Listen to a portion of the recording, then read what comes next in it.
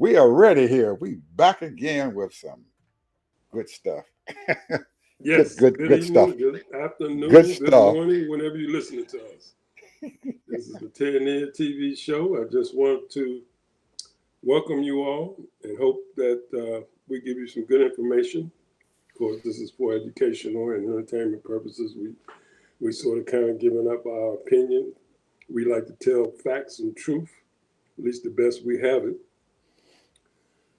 One of the subjects that we're going to talk about is the central banks. And why would you want to talk about central banks, Ted? Well, the reason why is because it's all about the money. It's all about the money, people. And but I want to bring up four topics before I get to that, so that we'll have an idea and sort of kind of you can read between the lines when I start talking how the stuff is just crazy, man.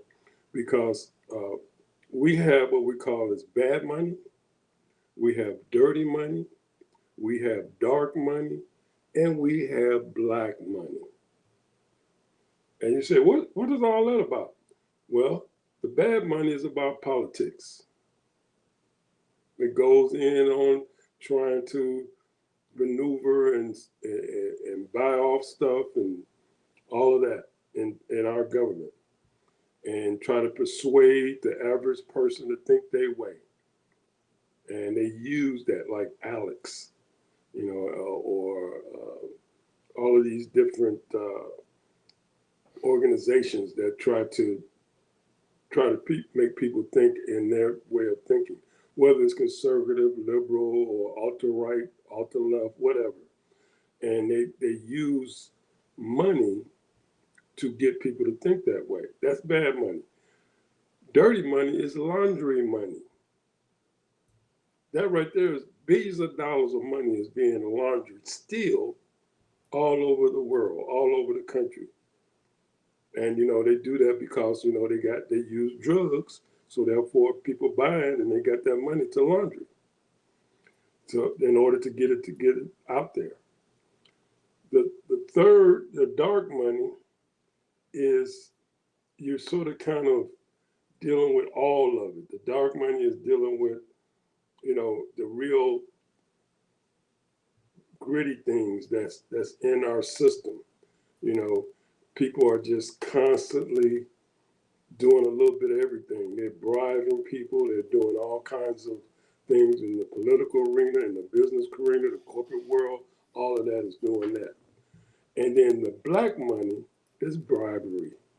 That's $1 trillion business. People exchanging money, giving money so I can get favors. If I want to go to get a deal done in Saudi Arabia, I'll pay somebody. If Saudi Arabia want to do a deal in the United States, they pay somebody. If the CIA want to find out something, they pay somebody. That's what all that's about. It's all about bribes. And a lot of that stuff is illegal. But now, that's another story. We're going to talk about that later. It's really not illegal now, especially in this country. So bribery, a lot of us call it cronyism. We call it favoritism, nepotism, all of those things. But it's bribes. I'll give you $100,000 and you can get my kid in school, an upscale school or whatever. So those are the four things. But now, central banks. I want to read two scriptures to you first. And this right here is very important because if you're a moral person, if you are a righteous person, or if you're a person that like to do right or want to do right, or a person that is about right.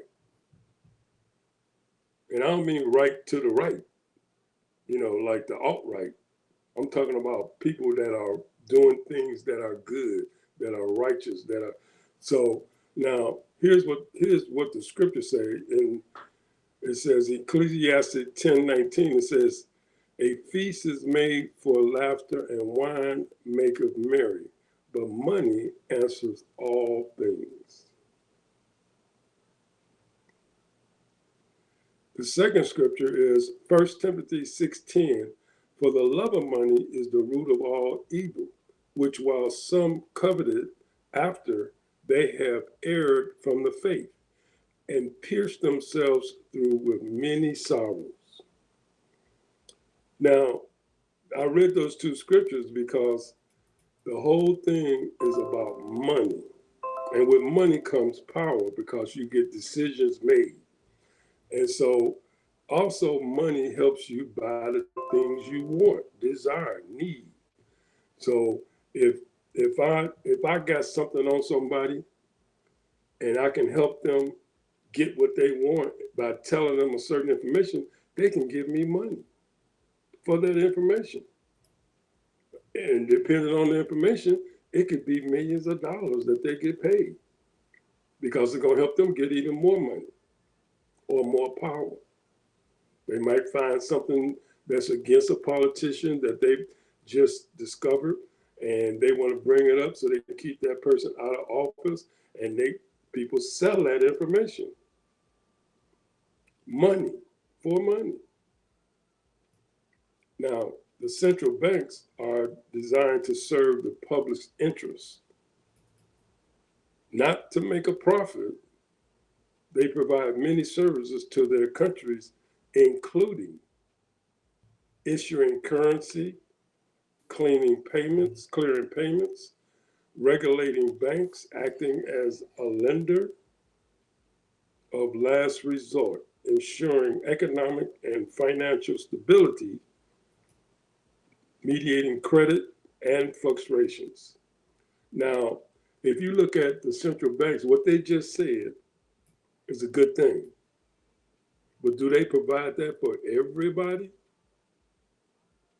Number one, they said the last results. Well, we know what happened in 2008. That was the last results. There were banks and markets that were going under. And they started doling that money into those companies so they wouldn't go under. They said the banks are too big to fail. So they started giving them money, even though people had stolen a lot of that money out. And what they did was just replace it. Nobody got in trouble for it. Maybe a few people, but not a whole lot. Now, the thing is about issuing currency, clearing payments, and regulating banks. This is what they're supposed to do. Acting as a lender of last results. You know, when you regulate a bank, they're supposed to do that on a regular basis. And a lot of these banks are not being regulated. They're not making the right loans. They're not giving the right people, certain people loans. You know, that's the reason why the housing market is what it is today, because a lot of people apply for the loans and they reject them. And some people qualify for the loans and they still reject them. So the central banks, there are central banks that's out here and they give these monies to these banks at a low interest rate, but they show favoritism, they show partiality. And that causes disruption in certain communities. When those certain communities don't get in, well, they have a problem. And like I said, the central banks are not there to make a profit, but at the same time, you have to realize there are other things that come with the central banks, because you have what we call as the IMF. The IMF is an international money fund, which every country contributes to help other countries to divvy out loans. So if countries need money to sustain themselves, especially the countries that are what we call is trying to be capitalists, or trying to be democratic. They want a democracy, not a dominated by imperialism or anything like that. So the bottom line is that that's why you have an IMF. The United States give out roughly $160 billion to the IMF to help other countries. Now, another thing that they have is that they have the central banks in the world. There are a number of central banks in the world. There are over 220 central banks, and they are in major countries. And you have to realize that these bankers, for example, Federal Reserve, the Bank of England, the European Central Bank, and People's Bank of China. Now, I looked up, is there a central bank in Africa? No, there are no central banks in Africa, the continent of Africa.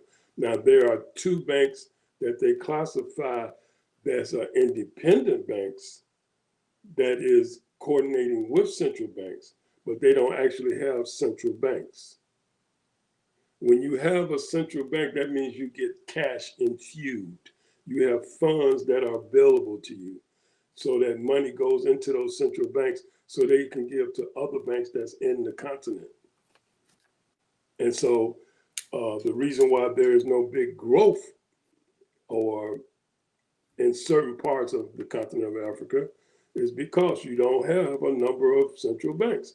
Now, there's a number of central banks in certain Latino countries, China, Japan. All of these countries have major central banks. Like I said, there's over 220 of them. So when you look at it, you'd be wondering what is going on. Well, the point is that most of us, people of our color, this is a fact, we're not even at the door, let alone at the table. And when it comes to money, if you're not there in the money category and discussing and in these meetings, then what happens is that you don't get your adequate share of the funds that are available. In order to keep businesses going, if you're a capitalist society or if you're a striving capitalist society or a country, it takes money to fuel those so that you can loan it out to people that want businesses. The reason why the United States is so successful is because they make available funds to businesses, entrepreneurs, startup companies. So the central bank is very important, and we have missed the ball on that because a lot of us don't get into banking. We don't get into the finance part of it because really, we want to talk about what so-and-so did to so-and-so, or this so-and-so did this or do that. All of that is wonderful and entertaining. However, the most important thing is you need to get involved in what's happening and where the money is going and who's getting the money. Like I said, the United States gave over $160 billion to the IMF. So that's a lot of money. Got a question. Yes. I've been sitting here listening to you doing this whole time, and I didn't hear you say anything about financing into that digital world. How is banks going to function in a digital world? Well, number one, the United States have been dealing with this for years now from this digital world. They've already converted over to the digital world to a certain degree. However, what they're doing is trying to regulate. This is the key to it. Right now it's sort of kind of going haywire, and they're trying to regulate this thing. But it's hard, I guess, for whatever reason, people can put their money wherever they want it, but they don't have control of it. So what's going to happen in the future, and this has been going on for the last 10 years, they were saying that the United States is going to go digital as far as money go, and you know, and probably in another 10 or 15 years, maybe less, we will not be having cash, because right now we only have available cash in this country only less than $3 trillion that's being circulated. Because we use digital cash right now. You know, we do all our stocks and trades and all that's digital. Right, right. But how is the banks and stuff going to be able to deal with it? Especially we talking Oh, the about banks are dealing with it now. we talking about well, one of the things I wanted to ask you was about the cryptocurrency. Well, that's what I was just talking about. That's what I'm saying, that the United States is planning on doing just that. They already got things set up for that. And then they're gonna start regulating these people who have these crypto companies. And they're gonna So have to come under some kind of guidelines and rules. so in essence, we are moving into a world where No cash. you don't have to carry a dollar anymore, That's correct? right. And you have so anybody Credit who's dealing cards, whatever. anybody who's dealing on a cash basis is going to have to move to a digital world. Absolutely. That's the way it's gonna be. What about And right checks? now people are getting used to it anyway. What about checks? I'm sorry. Checks. What about checks? Well, I mean, I'm sure it's probably still be availability. You know, everything is a slow process. Nothing is going to happen overnight. You know, pretty soon, you know, you'll have companies that won't receive check. Now, here's my concern, because you have so many smart, very smart people that know how to go underworld. They know how to go through the back door. They know how to do all kinds of maneuvering. You know, United States already, uh, corporations and everybody, you know, spending billions of dollars. The people are robbing them all over. You know, especially in this country, we already have major theft going on. You know, they take that right now. They just take that as a write off now.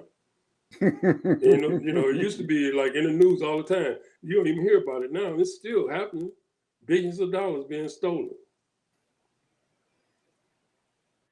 So, because there are a lot of smart people that's underground that know how to hack into these systems.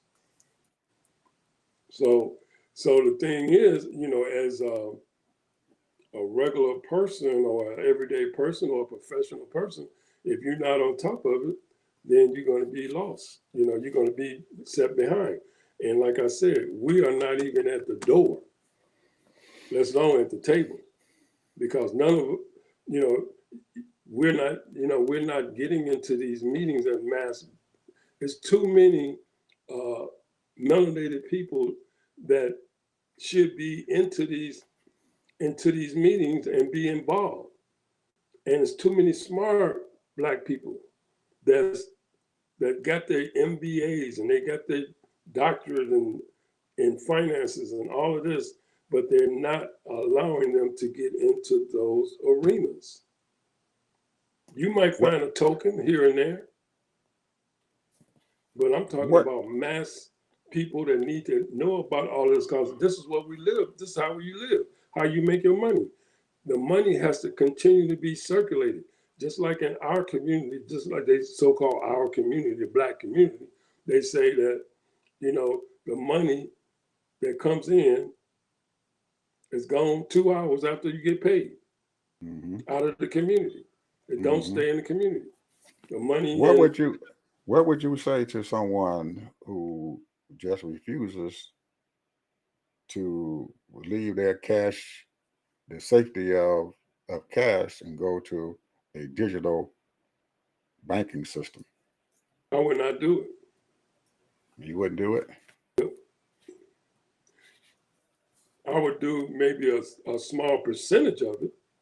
You know, the one thing about the wealth of what the billionaires do, what they do is they break down their funds in percentages, what they invest in. And right now, I think their percentage of so called crypto is about 5%. Very low.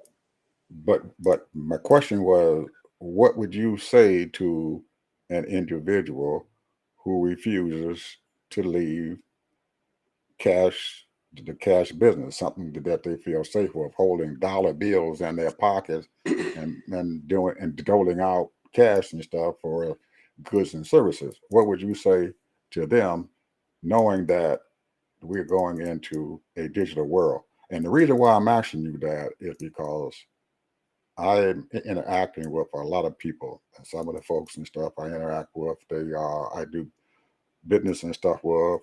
They rent some of my property and everything, and they just refuse just to leave the cash business. And I told them, I said, hey, why don't you just pay it digitally? And they tell me, no, I'm not going to do that. And I don't know what to tell them other than we're going there. And they just look at me like I'm crazy. There's something wrong with you. You feel comfortable there. I don't feel comfortable there. So how do we make Well, those think about people and stuff this. Think about comfortable? this. Let me ask you a question. When did they start making the cell phones? Oh man, it's been a while. Well, the first cell phone I had was about a foot and a half long, about that big. Right. And it had a antenna on it about that long. That's right. That's right. Okay. And Okay. we rebelled. The whole department rebelled. Didn't want to carry that big old awkward thing in our car because you know who we was used to? Pagers. Mm-hmm. That's what we use. We get out the car, look for a phone, and make the call. Mm-hmm. And now And we've gone to that was totally in the 80s. right. And now we've gone to a era where there are no landlines, phones. There you go. Nobody has a landline in their home. So I It's understand an that part. adjustment. It's an I adapt. I Just understand. think how far. Maybe not so me. I mean, I'm there, but I'm not there. You are totally there. Yeah, You know. everything I Yeah, do, I don't carry cash with me anymore. that's what I'm saying. You are I totally don't there. have a I But don't I that's don't what I'm carry saying. and But there, a lot it takes people years before they and I think these people that's making these decisions, they know that, and some people just gonna never do it, and they gone anyway. So and they training these younger people. Hey, a 5-year-old probably know more than me when it comes to the mhm, phone and all that stuff. So mhm. what I'm telling you is that it's just a matter of time. Like I say, it won't be 10 years from now or 20 years from now, but it's gonna come. It's gonna be here. So I just leave it alone and just wait, and it's going to It's happen, moving and they're now. going to It's and they're going moving, to bro. happen. It's It's moving. eventually going It's to moving. happen. Yeah, Yeah, I it's know it moving. is. I know it is. I know it's there, and every time I get a money order from one of my people and stuff for some cash and say, hey, I'm paying you with this cash, and I'm saying to them, hey, I don't I don't need the money because if I get the cash, I do that. I don't have cash because I know if I have cash in my pocket, I'm gonna spend it. Whereas with my credit cards, my debit card, and everything, it's easier for me to make transactions and stuff that way. And then when I meet people and stuff who just deal with cash, and I just say, well, I can't buy that, so it's kind of like I'm saving money. But that's my way of getting out there into that financial world. But I do know that the digital money is getting ready to happen, and people are going to start receiving all of their thing. And the federal government, I guess, is going to be the spearhead of this whole thing. Well, Yeah. I'm done, but I want to just say this. I don't want nobody to read into this, but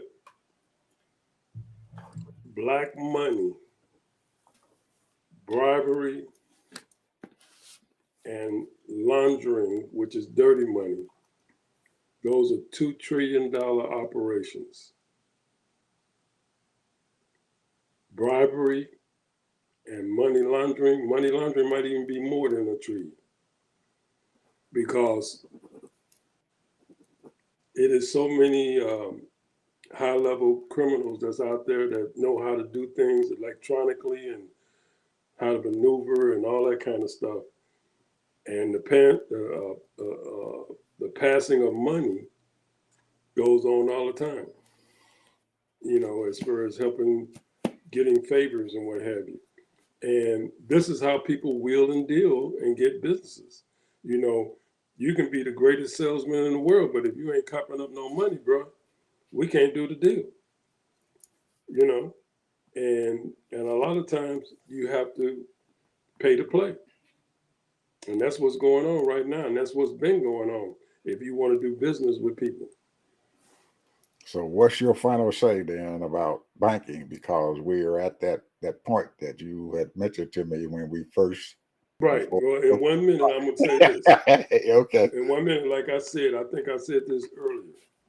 For those people that are looking for careers, get into financing, get into businesses, this type of thing, get into banking, because that's where the money is, and move up in the operation, and that can be a government job, that can be a state job, that can be anything that's available as far as handling money, not actually handling money, but making decisions about money, looking at the data, and looking at the approval systems and that kind of thing, as far as making loans available. You can be that difference in making sure that those loans go out to the right people, and those people that qualify, that's being rejected, because it hurts our community. Okay. That's it. That's it. That's it. Now I can do more, but I'll just shut up. I know we're at that halfway mark here. We're sitting right on top of it. So uh as we all know, and Mr. Harvey asked me to talk about this because I know it's on a lot of the our news items and stuff and everything about what happened with our Supreme Court. Ooh, Lord. What happened with our Supreme Court? And Ted, I'm gonna be honest with you. Just I'll be very, very honest with everybody out there. And some people may not understand or like what I'm going to say down the road here. But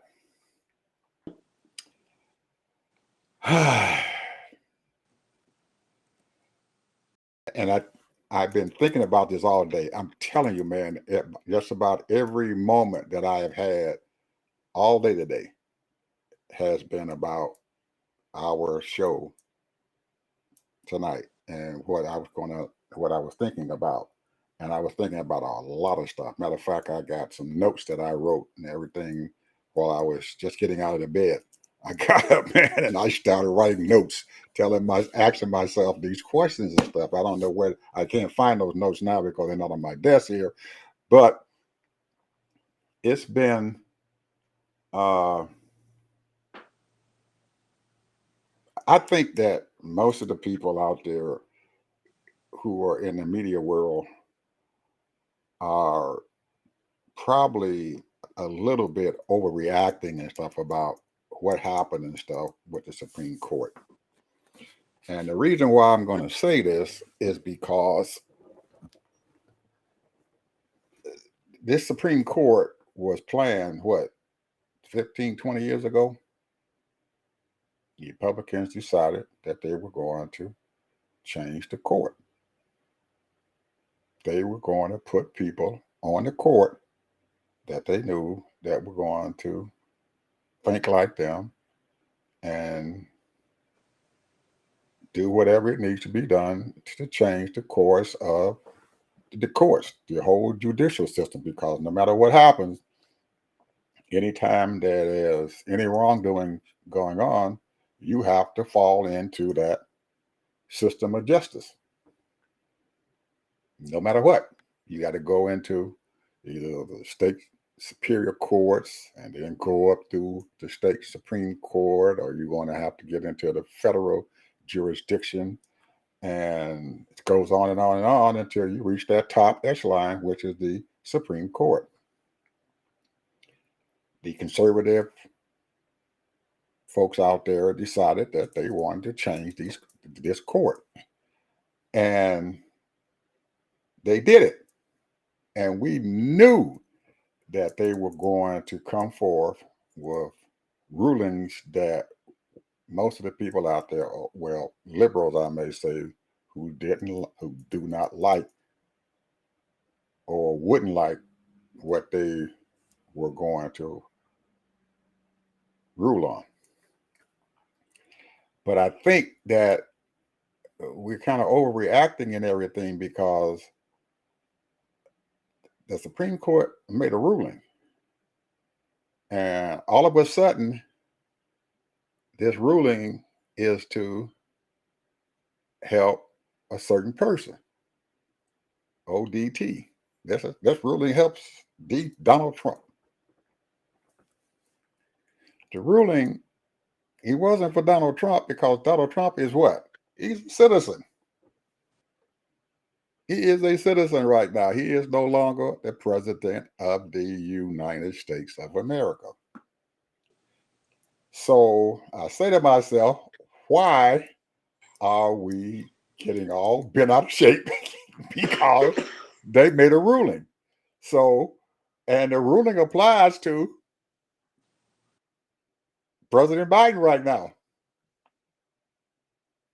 That ruling applies to him. He is immune. So he can go right to the DOJ then. Absolutely. He is immune from a whole lot of stuff. He's immune from it because come to my office right now. That's the ruling that they have made. And we have jumped through some hoops and everything, and everybody is sitting around there acting like they didn't expect this crap to happen. And now everybody is trying to adjust what the normal flow of the justice system and stuff is. And they're making rulings and stuff on the lower courts, and they're stopping everything they're doing because of what these folks ruling has came about in the Supreme Court. Why would you stop what you're doing and try to adjust what's going on? You look at that. They have a case, a state case that is going on right now that has nothing to do with what the Supreme Court ruling has put down. The Supreme Court. And what I know what state, what they explain what state courts they're talking about. We're talking about New York. New York.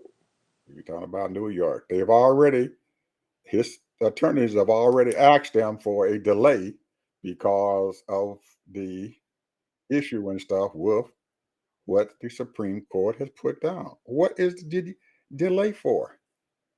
This man committed a crime that he was convicted of by the people.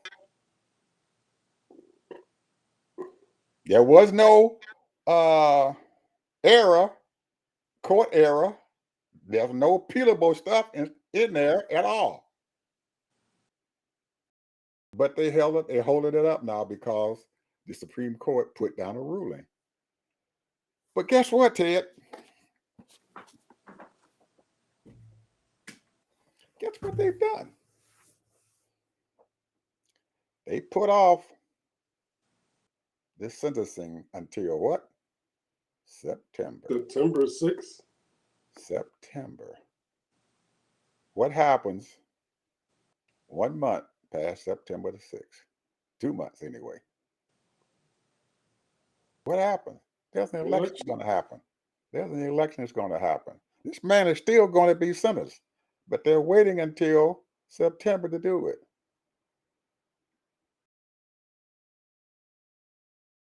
They put a ruling out Why are we getting all fired up about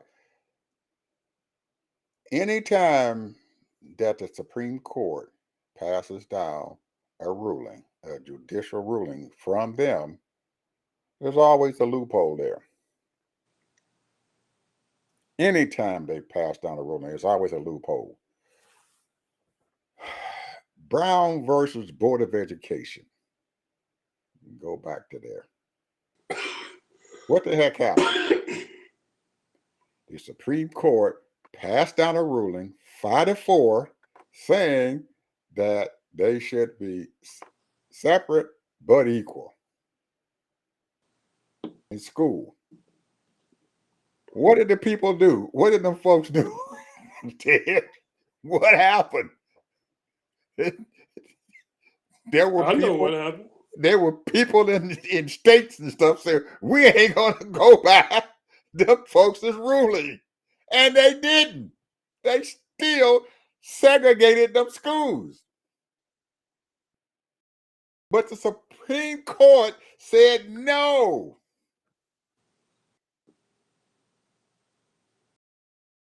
Why are we getting so upset? That's what I don't know. Because they're pointing this ruling to one man. They're making him the king. They're making him feel like the king. Because everything now is being put on hold until all this stuff happens.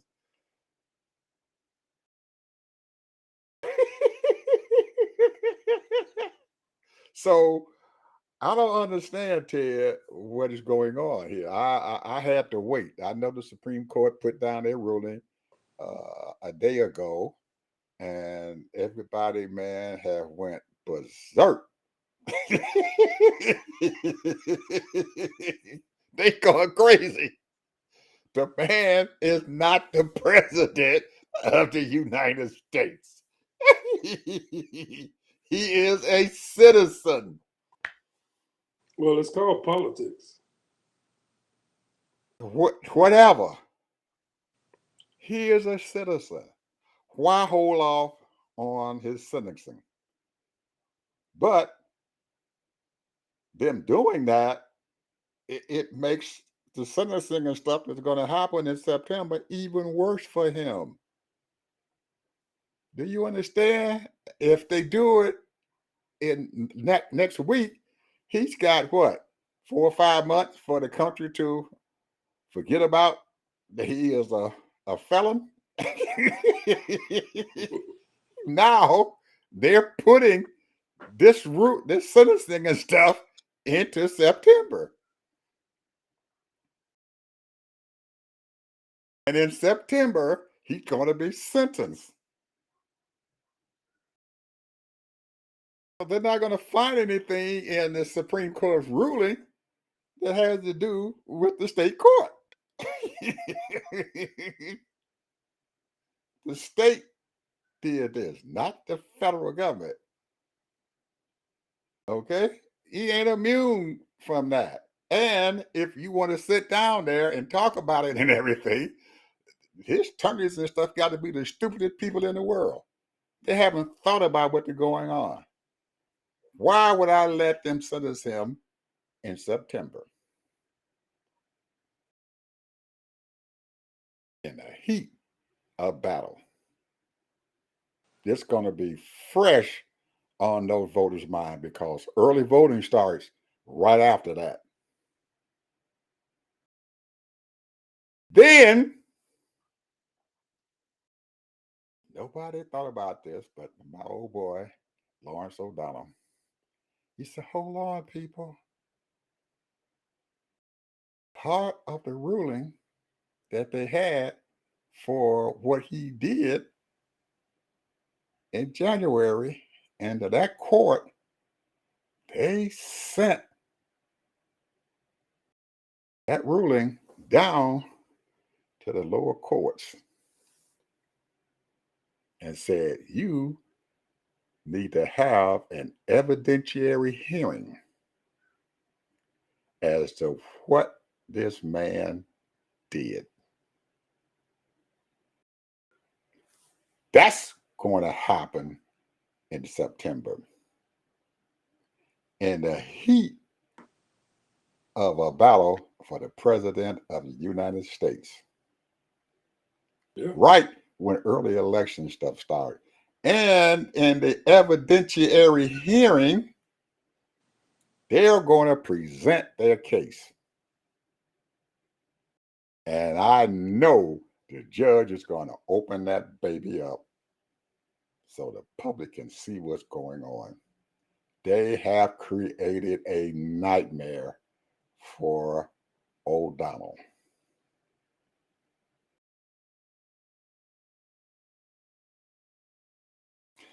Anytime the Supreme Court puts down a ruling, people, you shouldn't get excited because they have loopholes everywhere. They can't cover that man up. You done committed too many crimes. He got so much stuff going on around him, you can't cover him up. He is uncoverable. They're riding a horse that lumpy is all get out. He got a bump over here. He got a bump there. His belly is swaying. His back all messed up. His hooves and stuff is all messed up. He can't hardly walk. They betting on a bad horse. But I guess we needed to have a ruling to come out to exactly let people know the power of the presidency. We've forgotten the power of the presidency. That man has power. Trump used it, partially used it when he was in office, the power of the presidency. He directed his Department of Justice to throw cases out. He's already doing what they already said that it's okay for him to do. Yeah. Now, what do the people and stuff around him do? This man has sat down there and said, I'm going to send, if when I get to the presidency, I'm going to put Liz Cheney on military tribunal trial.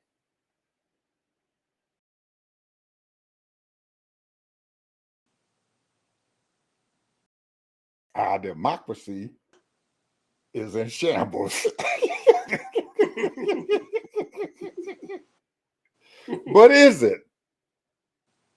But is it? Is it in shambles? Or is that it's always been this way? We've always had our democracy under challenge. So what's wrong with being challenged today?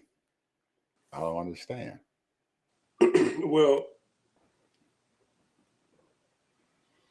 when you have roughly 30 million plus people, and I'm not saying all of them are not aware of it, but imperialism is real. Authoritarianism is real.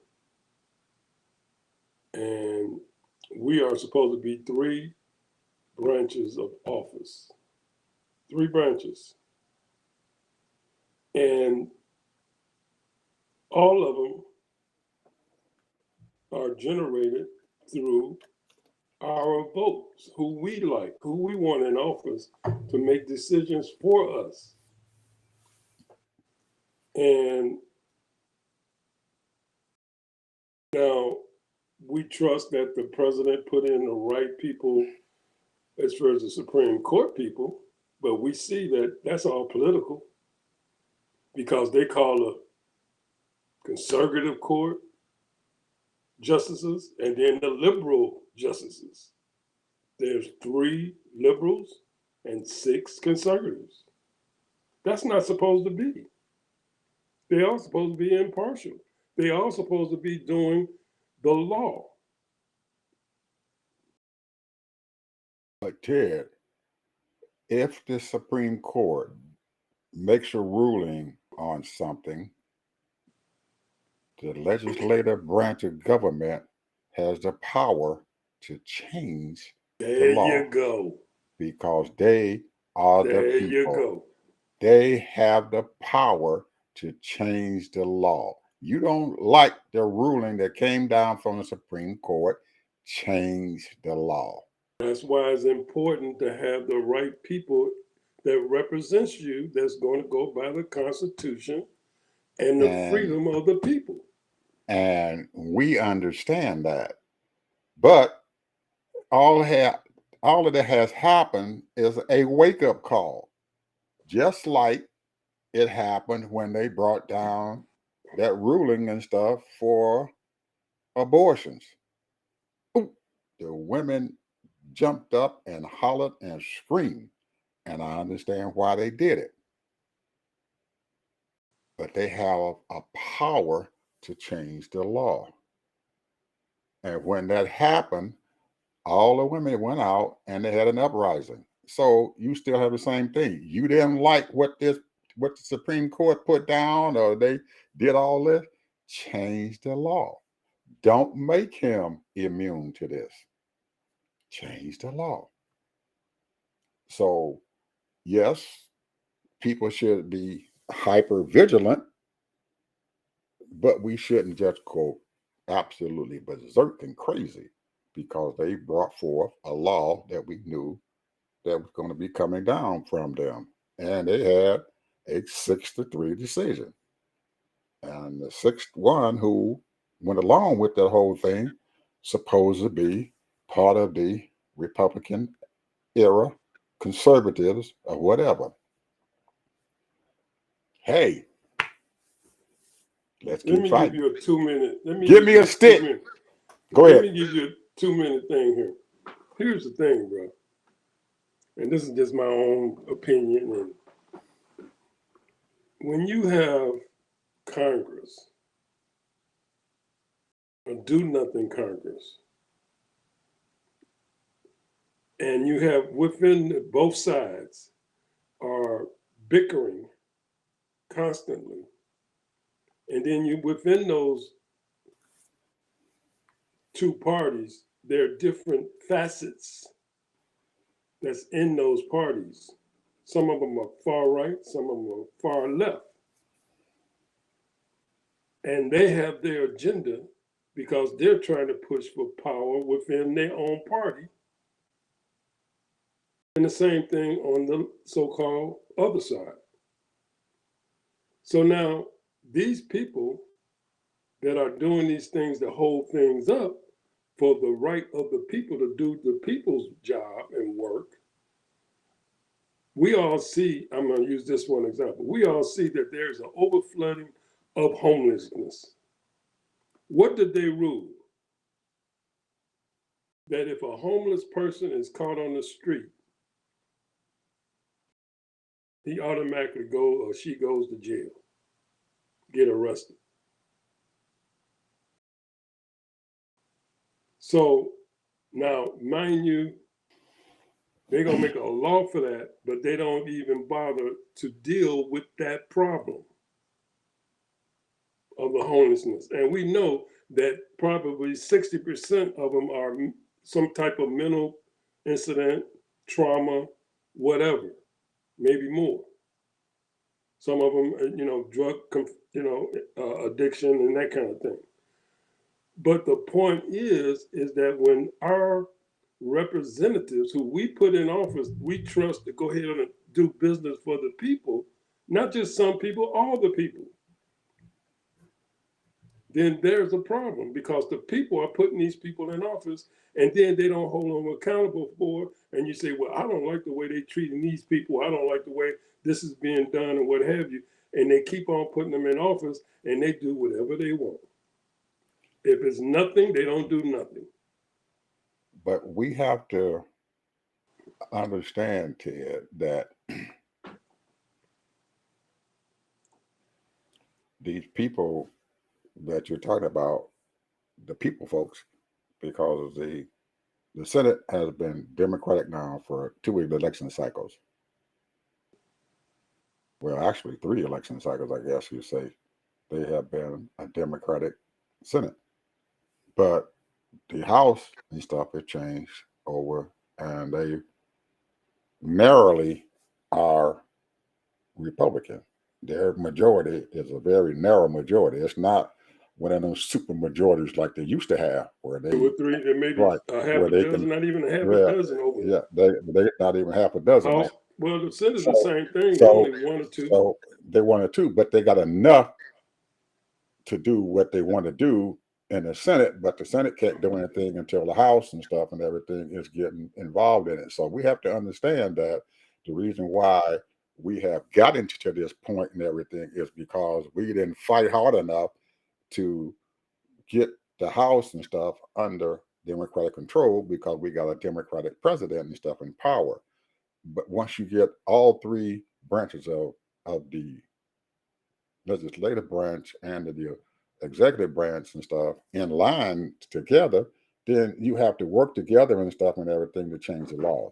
And that's the only way you're going to get it done. And that's something that has to be articulated to the people and stuff in those areas. You have to have that in line. If you don't have it in line, you're not getting anything done. You're going to have exactly what you got right now, a gridlock. They have not passed anything other than temporary budgets since the Republicans took over the House. They have not. Nothing has came. That's the only thing that And came. The budget. That's it. They that's haven't it. passed any laws and stuff in because of that gridlock going on there in the House. But nobody wants to talk about that. They don't want to say anything about it because they're all individuals and stuff, and they're all thinking as individuals instead of a cohesive group. When you get them to start thinking as a cohesive group, then we might be able to get something. And then once they become into power, you can't have any defections and stuff from what's going on, the agenda that you want to present. When Obama came into office and he had both the houses and the presidency, he could not get his Affordable Care Act passed until they had to maneuver all around some crazy Democrats called blue dogs. And you know what them blue dogs were, the Democrats who came out of them southern states because they was afraid of their job and they did not want to stand in lockstep and get those legislative things passed. But it could have been big things when he was in office, but it couldn't happen because they were afraid. So you can't have that. Just like you have right now in the Senate, you got them two little knuckleheads sitting there, and they won't stay in lockstep with the rest of the Democrats and pass laws. Get judicial appointments passed through the Senate. You got to do it. If you don't get it passed, then what the heck happens? You have add-ons. Well, on major And then legislation nowadays, they have to have 60 to and pass. but you don't have to have that. If you just go ahead and you can do what the heck you want to do if you're the majority, and they've already told them that. But you got two Democrats say, "Oh, we're not going to do that," and look, we're not going to violate that 60 rule. But the Republicans will. They'll violate that. We're going to take our 50 and we're going to do what we got to do. We're going to get business and stuff done. We don't care what y'all say. And that has happened. When Mitch McConnell was in power, he was the Senate majority leader. He did what he wanted to do with his majority. He didn't care what the rest of them said. If he didn't get 60 votes, he still passed that stuff on through. We ain't going to worry about this. So what are you talking about? What's the deal with the Democrats? What you saying? I'm saying that the Democrats, they talk all that old crazy stuff and everything, but when they get, they let a few of them straggly dogs decide what the heck going to happen. They let that I ain't gonna cuss. They let Joe Manchin and that Christie from Arizona decide how the Senate was going to be ran. They let two knuckleheads. They had to sit down there and beg them to do their job. All they had to do was keep on going and say, "Hey, we're going to get these appointees and stuff done." Biden still haven't got all of his appointees done because they sitting there fooling around in the daggone Senate and not passing these appointments and stuff through the Senate. I agree. So you can't have that, and that needs to be articulated to your voters. Say, hey, you can get a Democrat here, but he better be the right one. You can't sit there and have some lily livered son of a gun sit there and say you don't have every Republican. Dumb people. Mitch McConnell Well, had his boys lined up, and they better not go against him. He didn't care who they were. You better not go against me. I don't see the Senate Majority Leader now doing that. He hasn't roughshotted over them like he should have, but I guess he couldn't because he was scared to lose them. I don't know. You can't be scared to go out there and do what you got to do to get things done for the people who have well, put you. that's the problem.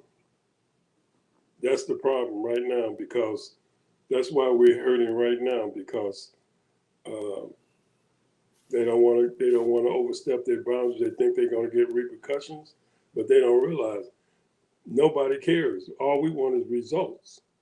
Now, you scared that you're going to lose your little, get voted out, or you're going to get primaried out, or whatever the case may be. Um, you shouldn't be there. Because the thing is, you're supposed to be doing the right thing for the people. And the one thing that I don't understand, and maybe you can explain this, the one thing I can't understand is how do people say that, they want freedom, they want justice, you know, but yet and still they vote away from their own interests. And they want everybody, do they not want everybody to have freedom and they want people to have justice? Or they just want a certain amount of people just to have freedom and justice? Is that what it is? Mm-hmm. Because when I look at circumstances and situations when things happen, there's a lot of injustice that's happening. The American people, this ain't about us as far as black people voting, because we're voting for freedom and justice. We're not coming against certain groups that want their freedom. So what I'm saying is, this is all on the so-called American white people. You are the ones that have put this country in jeopardy, putting these uh, uneducated, showing favoritism, and all they want to do is get your money, because that's all they want to do. They want to show grandstand and then ask for more money out of your pocket. Because you don't need no money to run for office. I mean, not that much money where they doing. I mean, the runoff for the Congress seat in New York, the people that was against the incumbent, they spent $15 million for $174,000 job. $15 million, and he had to raise the rest 4 or 5 million. That's ridiculous. And who made that a law to be putting that kind of money into so somebody can get an office job, Well, a Congress job? That was it's it's been that way, Ted, for a long time. No, it ain't been that long. It's only been that way for 10 years. No, it's been longer than that. They spend money. Obama, They've when been spending. Obama got office, that's when they changed it. No, they had some, and even before Obama, there were people spending a lot of money for office and stuff Not the for money they presidency. spending now, Ed. Well, not now, but they were spending back then a large amount of money, more than the There were job was worth. limits. There were limits. But they Now found they can ways. just They free willy found ways. anything they want to. But they found ways around those limits and stuff, Ted. There were ways that they were going around those limits, and I remember that there's times when they were going around those limits because uh, they use loopholes in the law to go around those limits. They found ways to get around those limits, and I know it's a lot more money and stuff now because of the Citizens United decision that come out of the Supreme Court that they had to spend, that people are allowed to spend as much money as they want for an election. But you have to you have to use your office, you have to use your candidacy and everything in the best way that you can. And the only way that you're going to get around money is to have people who are going to back you up. If you got enough people to back you up, it doesn't matter how much money you throw into to an election. The money does not matter. That money is thrown away. You need to get your people out there to vote, and you need to have the people behind you. If you get the people behind you, I don't care how much money you're going to spend and stuff and everything, you cannot win. It's not it's not going to happen. You can pay people and stuff to do what they want to do, and that takes an untold amounts of money.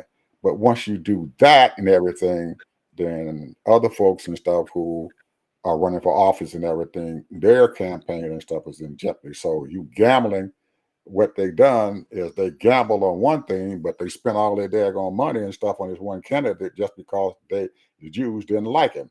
So they did the same thing you probably talked about. You voted against their own interests instead of getting uh, going to the gentleman Bowman and saying, "Hey, man, why did you say what you said?" And the guy probably would have said, "Well, I said this because of this." I don't think that Bowman uh, didn't like Jews. He didn't like the politics that was going on there in Israel. Not Yeah, we he didn't know. like He Jews. said He it. didn't He like said it. politics. Yeah, he didn't like the politics that's going on. He didn't say he probably had Jewish friends, but you have a certain group of folks and everything that say, we don't care. We're gonna get him out of there because he ain't doing our business. Well, So it's we're almost we didn't we're pass the way hour. past our time, man. But let I'm me let me just state this here. On January 21st, 2010, the Supreme Court issued a ruling in Citizens United versus Federal Election Commission, overruling an earlier decision. right. I know that happened then. I'm 2010. just saying, before that, politicians were still getting around those limits and stuff, those $2,500 limits. They were still finding ways to get around them and putting money in their campaign. They were using outside groups and everything who had a Right, limited and amount I of time understand to that. do that. So they were already doing this. The Citizens United just made it legal for them to go ahead and do what they were already doing. That's all. So just because the Supreme Court passed that thing down, quit blaming them. Get out there and do what you got to do to win. Anyway, are you done?